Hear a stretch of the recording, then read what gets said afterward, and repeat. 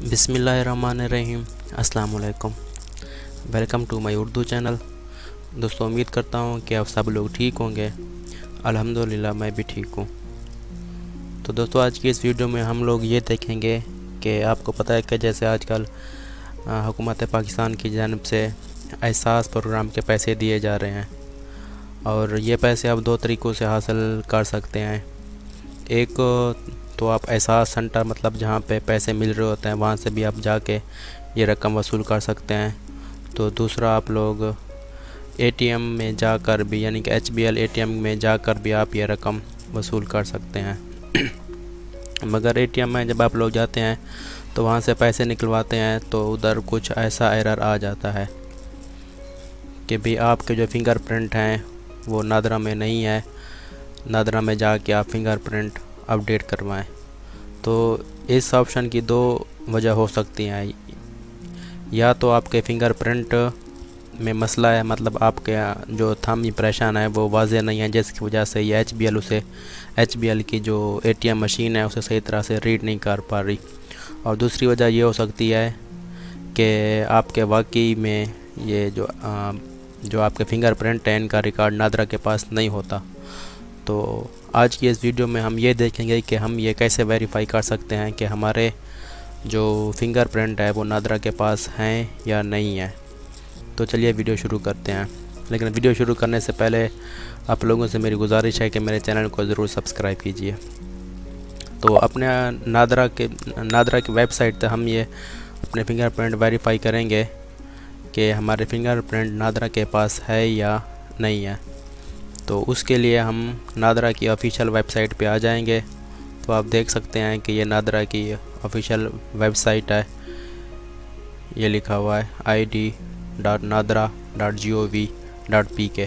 अगर आप चाहें तो डायरेक्ट गूगल से भी इसे सर्च कर सकते हैं, नहीं तो इसका लिंक मैं आपको डिस्क्रिप्शन में दे दूँगा, तो आप वहाँ से इस वेबसाइट पर आ जाएंगे।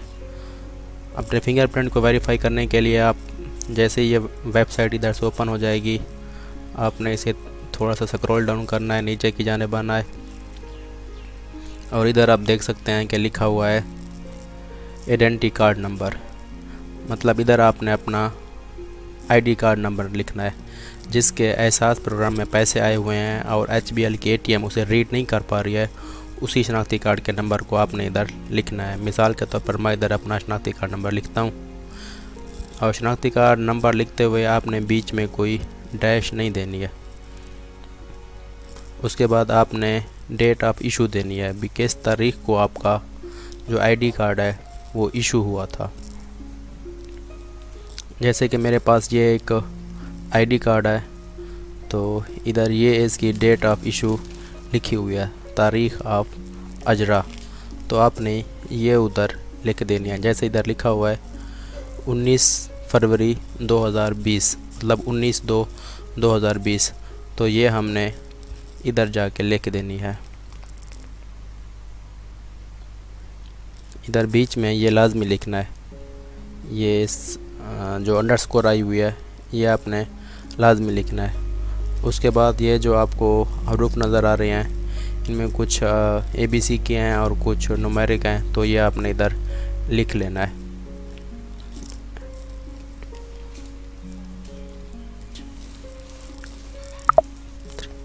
ये लिखने के बाद हमने इधर क्लिक करना है चेक फिंगरप्रिंट।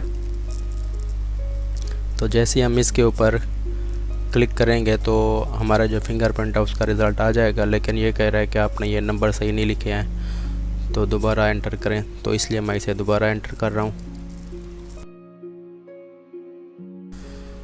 दोबारा मैं इधर चेक फिंगरप्रिंट के ऊपर क्लिक करता हूँ, तो इधर ये चेक कर रहा है।